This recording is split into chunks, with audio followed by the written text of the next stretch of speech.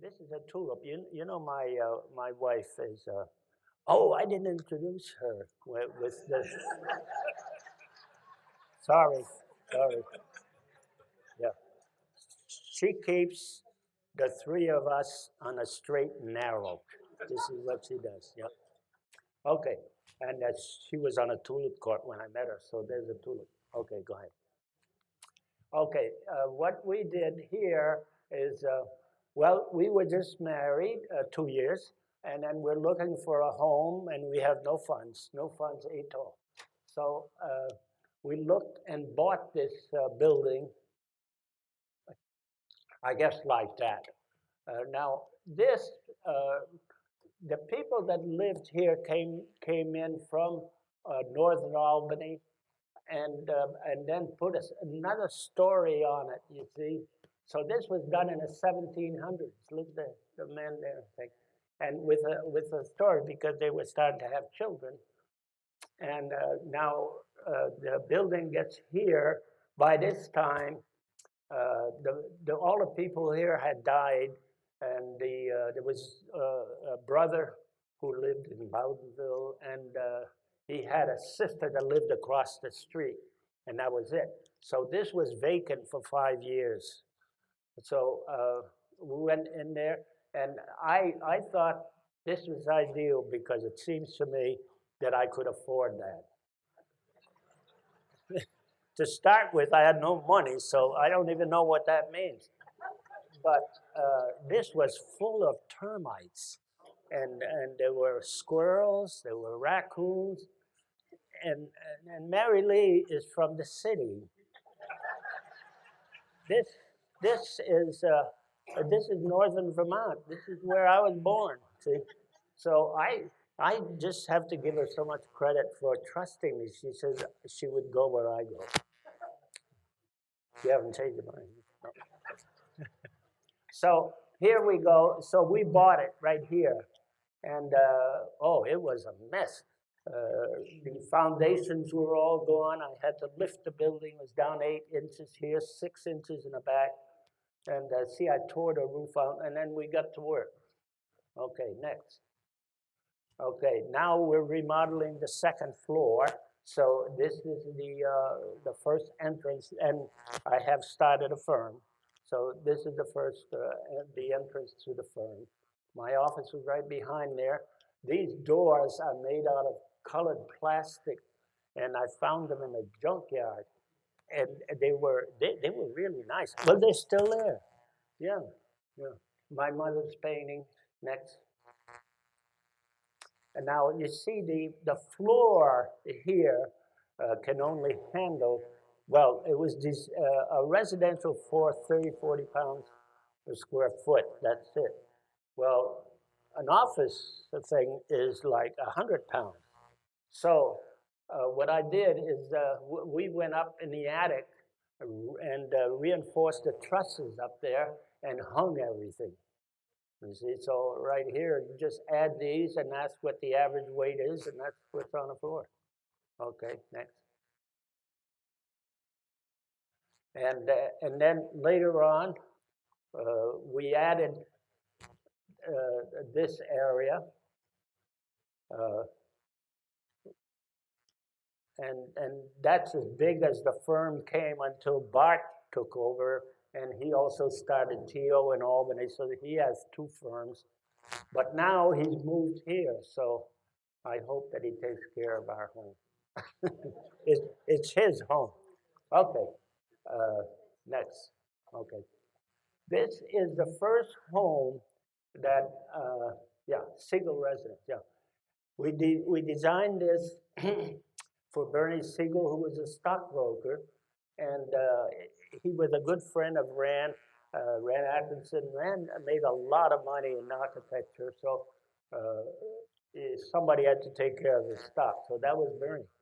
And so Rand told Bernie, see Bob here, because I had told Rand that I was leaving. I'm going to open a firm. How long do you want me to stay here and everything else? And I ended up staying there 4 or 5 months. But then I left to open my own firm. So Bernie comes in, he wants his house, And Rand said, there's no way we can do a home in this office. So he said, go see Bob. I was over in the desk there. So Bernie came over, he gave me the darn job.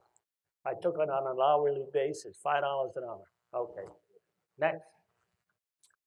And this is the front entrance of the Siegel residence. Okay, next. This is the smallest home we did, and see, all it is it's the Carroll residence, right? Yeah, the master bedroom, and she had a boy still there, but that would be a guest room, kitchen and dining, and living room, and an office for the guy. And Mrs. Carroll was a professor at Russell Sage, and her husband worked for the Knights.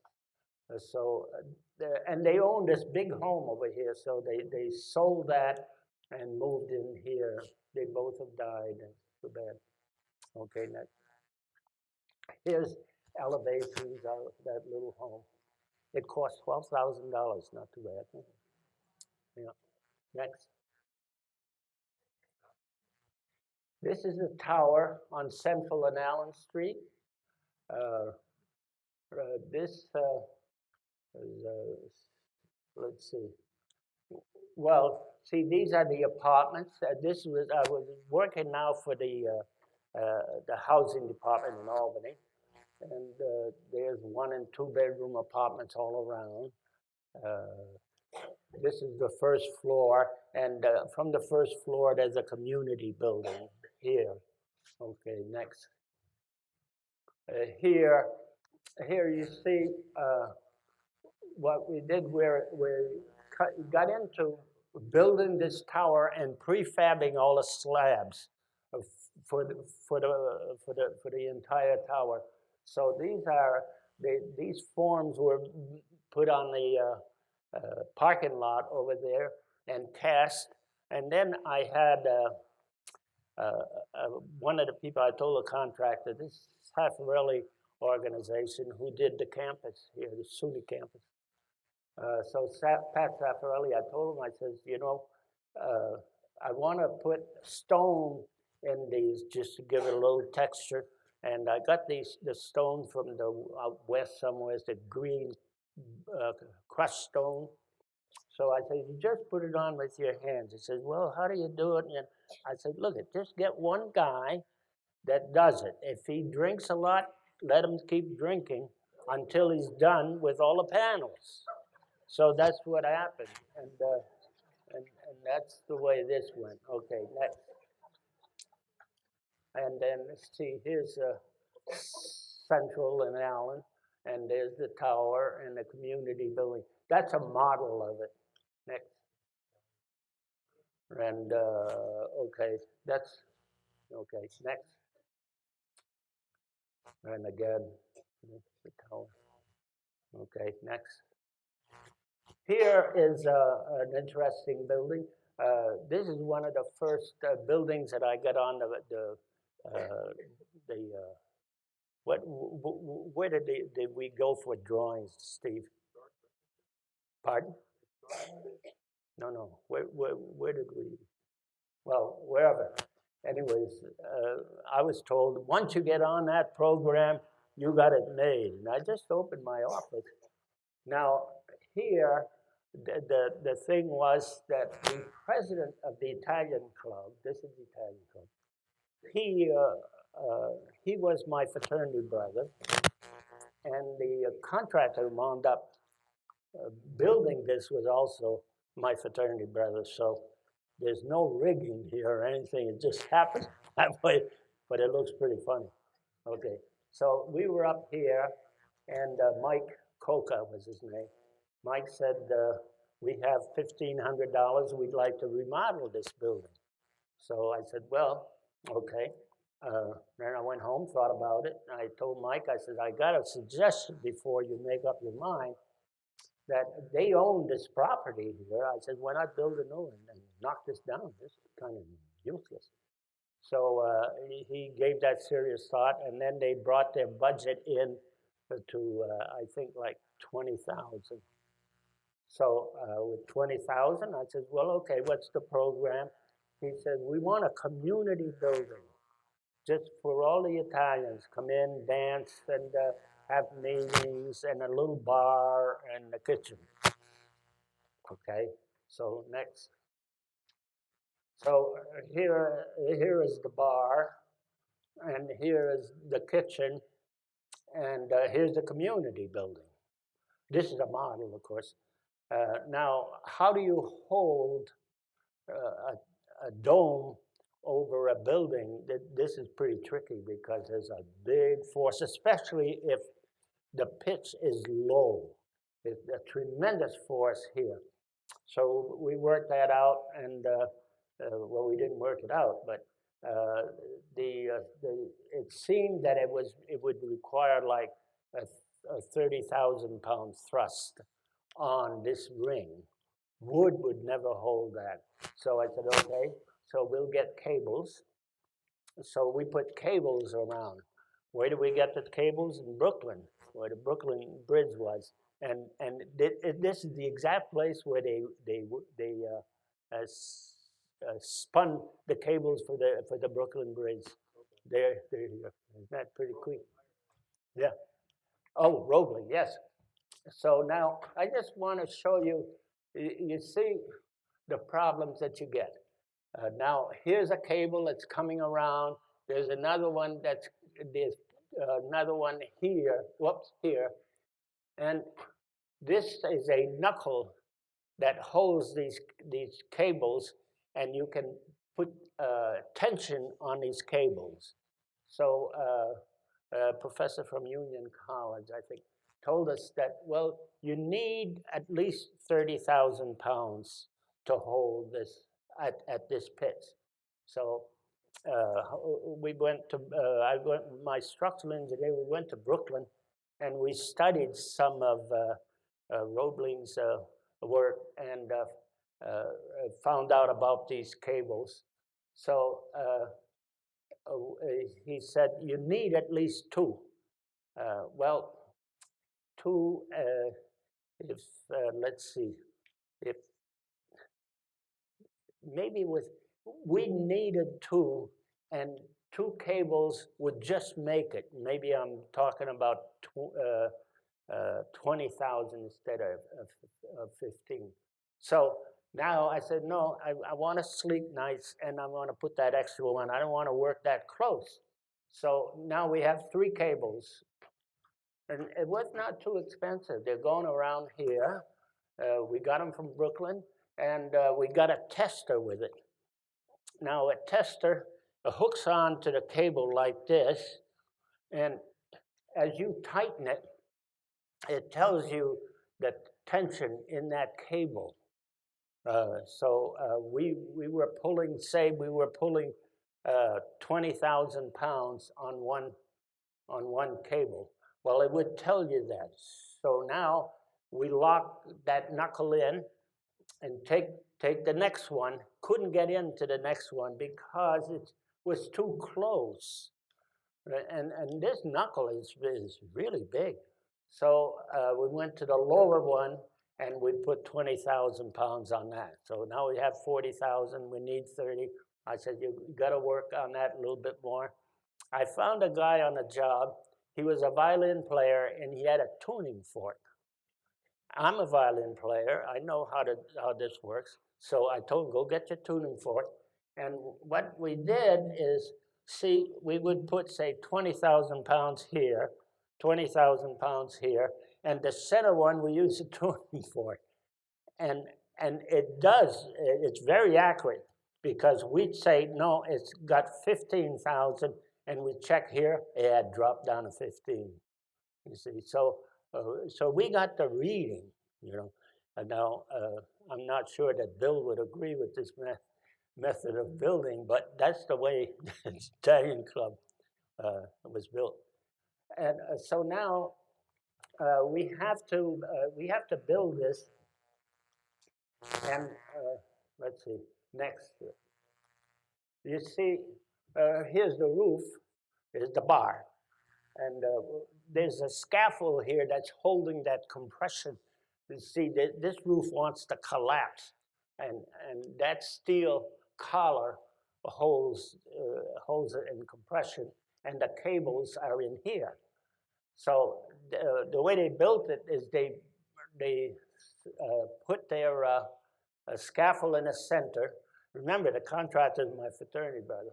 We put the thing in the center, and we had given them a deflection or to raise that compression ring 3/4 of an inch. That's according to our structural engineers. It says you raise 3/4 of an inch, you're in.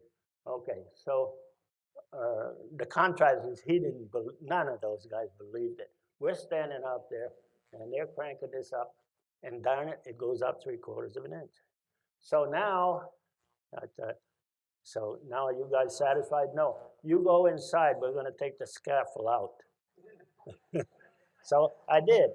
I went inside, and I stayed there, prayed a little bit, and took the scaffold out, and there's the roof. See? And then they had a case of beer, and we all had a beer. Okay. Next. And you see the slow pitch, the low pitch, and this is Italian club. And the center compression dome has a dome on it. Okay. Next. This is a housing project that we were really enthused about it. What was here? This is in Cohoes, and what's here is a group of housing like this. That's kind of a slum area. So they cleaned that out, and they asked us to design new housing here because they were awarded so much money from the government. Again, we're working on that. Those grants that the government was giving. But if you remember, well, you don't, but Nixon resigned, and boy, I lost a lot of work. This collapsed. So I feel bad about it because, see, we were going to prefab all these buildings and probably fly them over there with a helicopter and just land there, you know. And then you see how you live here. The same number of people would live here as they lived here, but they had all courtyards, and there were 2 apartments, you see. But, you know, it was a better way to live. Okay, next. You see, this is another shot on the road. Next. And there's another. You see how the street comes down, and these apartments are tied to the street. Next. This is Bedoy Firehouse. Unfortunately, it got torn down. It was right here on Route 7, because of the airlines. Okay, next. I felt bad about that. I like that firehouse. Okay, so this is the falls. We did a lot of recreation work in Cohoes. This is one of them. It's a platform looking at the Cohoes Falls. Okay, and here now is Lansing Park. This was an interesting building. I didn't work on that, Steve. Yeah. Oh, okay. Yeah.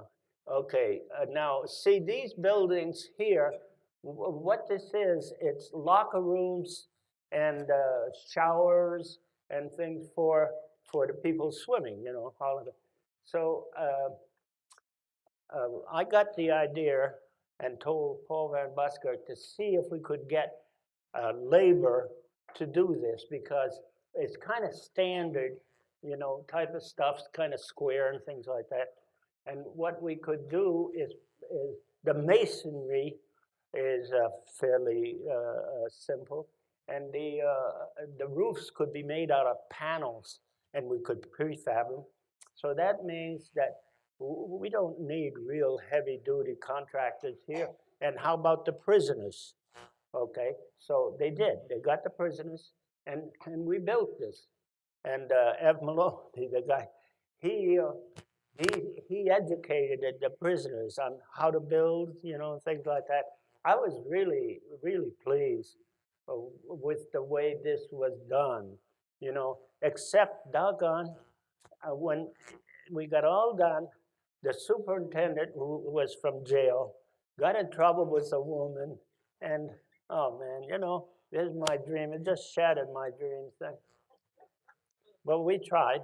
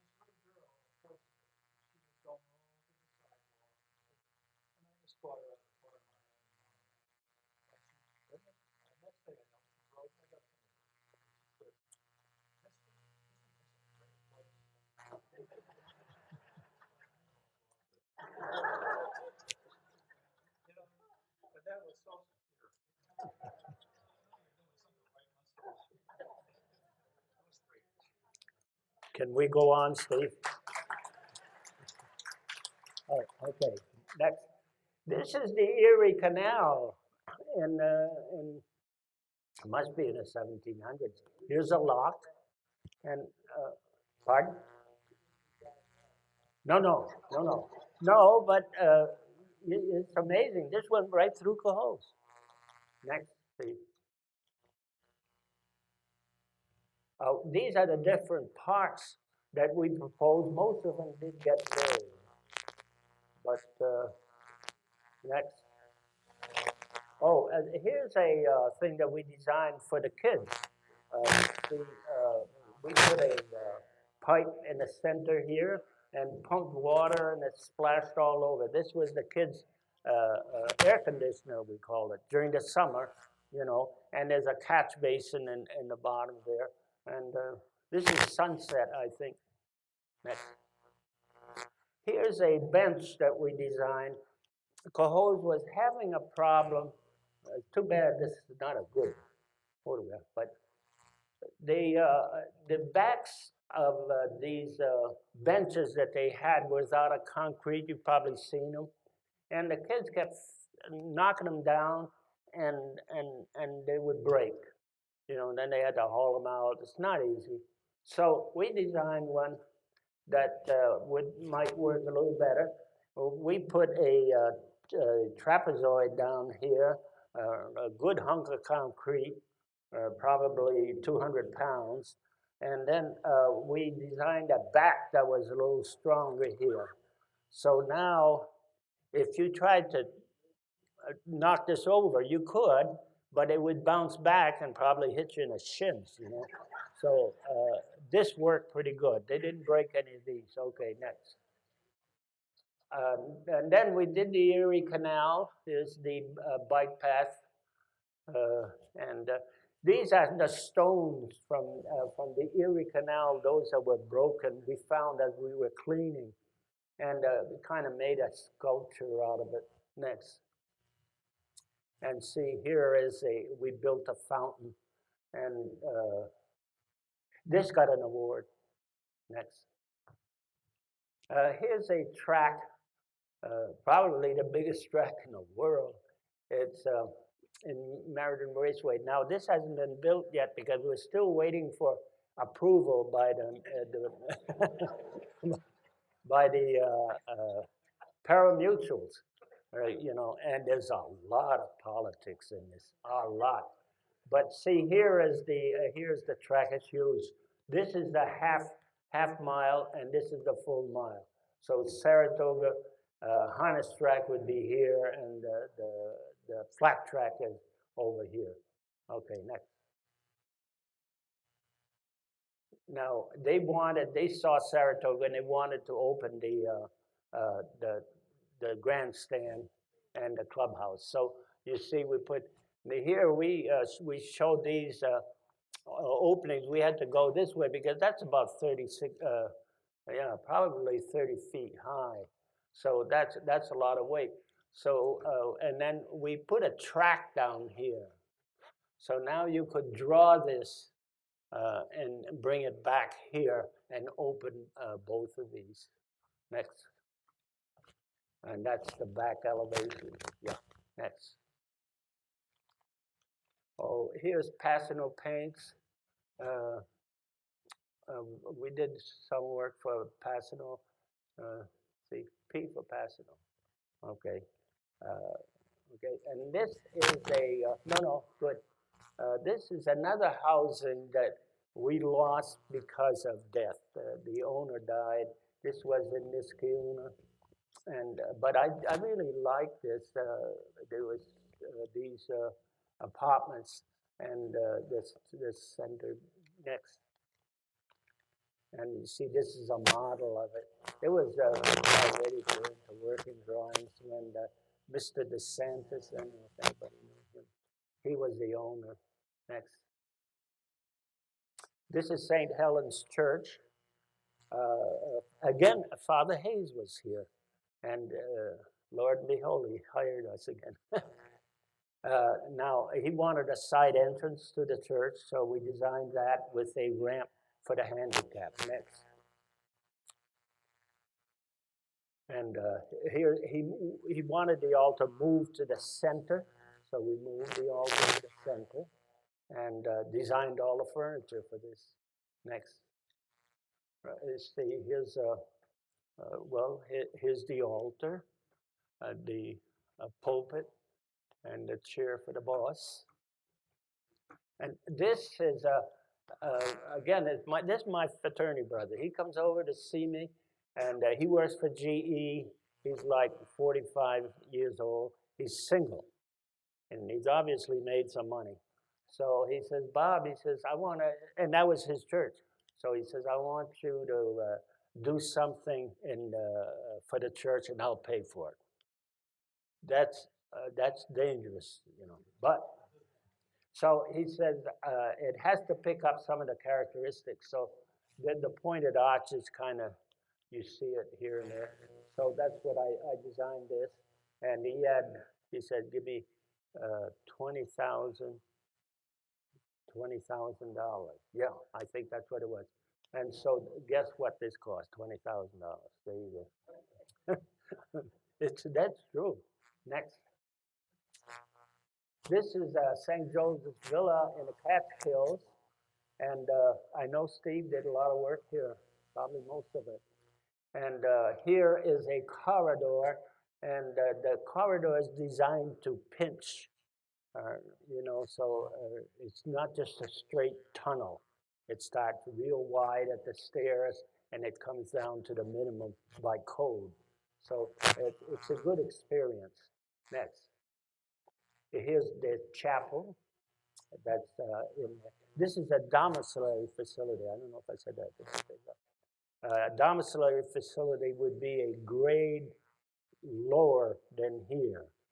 Here, if you have, you couldn't stay here if you had wheelchair. I don't think they do domiciliary facilities too much anymore. Next. And this is the community building. That would be the grand, the great room over there. Well, that's their great room, and it faces the bridge, that famous bridge. What is it? Rip Van Winkle Bridge. Yeah. So it's a beautiful view. Yeah. Next. And this is the front, and there's St. Joseph. Next. This is just something that I put in there to show that, you can always use the land. The housing authority approached us, and they asked us to do something with this site, and they had been dumping ashes and cinders in there for years. It was about 6 feet of it. So we checked it out and found the grade, that the original grade, tested it, and it could handle like a couple of tons. So what we did is we, let's see, next. Oh, no. Well, anyways, we built it. Okay, this is a project that I did for Ranach. That's my former boss, and he's now dying. So, and he has this job, but just started. So he gave it to us and took the preliminary costs for himself. And we designed this, and see, we showed these the structure and corbel the. I think it's an interesting building. It's not just something square, and that's the entrance. Next. This is a project, probably the biggest project we did, and this is a housing project for the Navy in Kittery, New York, Kittery, Maine, and there were 1, 2, and 3 bedroom homes there. Next. This is this is just a little home that I designed for my boss when he was younger. And he and I and a couple of contractors would volunteer. We built it ourselves. And it faces the Twin Lakes in upstate New York. Next. That's it. Okay. Any questions? I made it. Okay.